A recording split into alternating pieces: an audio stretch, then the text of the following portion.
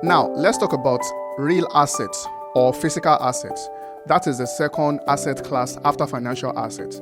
I'll be using the two terminologies interchangeably, both real assets and physical assets. They mean the same thing. Now, real assets are tangible things that hold value because they exist in the real world and are useful or they are scarce. You can see them, you can touch them, you can control them. Unlike financial assets, they are not promises. They are not claims. They are things. Financial assets are claims, right? But physical assets are actual sources or stores of value. And that difference is very important. Examples of physical assets include land, real estate, commodities such as oil, coal, or wheat, right? Or cocoa. Those are physical assets that you can see. We also have gold and other precious materials. So these are not dependent on someone else's promise to pay you. And their value is tied to scarcity, to demand, and to their youthfulness. Now let's look at some examples. Starting with real estate. When you own a land or a piece of property, you are holding a physical asset. It can generate rental income, it can increase in value over time, and it can serve as a hedge against inflation. And that is why many people naturally gravitate towards real assets. In fact, this is what most older people are most comfortable with. They won't buy crypto. Some of them may not even buy shares or stuff like that. They may not buy bond, but real assets like land, like gold, they can relate with that because it feels real and it also feels stable to them. So what about commodities? Commodities are raw materials used in the economy. Things like crude oil, wheat, cocoa, gas. They are inputs into everything else. So when their prices change, the entire economy feels it. So when people buy them or when people own them, they also own wealth. Let's look at gold again. Gold has a unique place in financial history. It does not produce income though. It doesn't produce cash flow like others, but the value grows over time.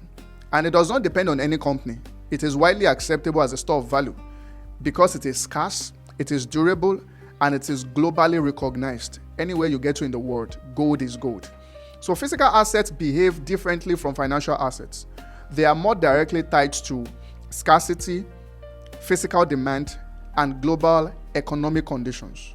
But here is an important reality check. Physical assets or real assets are not automatically safe because people feel that they are safer or they feel like, okay, they are safe. Yes, they are actually safe, but they are not 100% safe.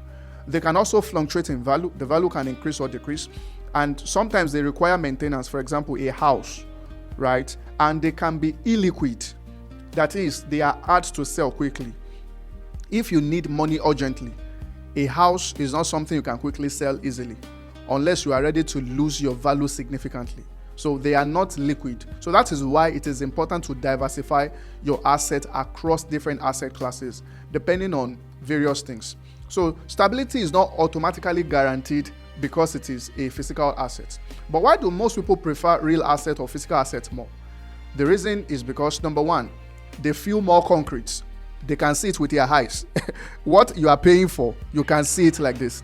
And number two, it is easier to understand. People can easily understand, I want to buy land, I want to buy cocoa, I want to buy gas. They can easily understand it. And they feel less abstract than financial markets. But feeling safe is not the same as being risk-free. The fact that something is safe does not mean that it is entirely risk-free because all investment assets involve some level of risk.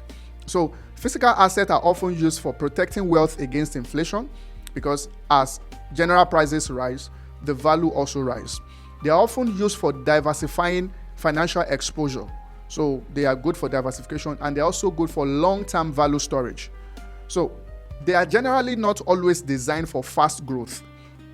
They are mostly designed for growth that is stable and steady and is long-term. So that is what real asset or physical asset is. So now that we understand the second asset class, let's move to the third asset class, which is business assets. Thank you.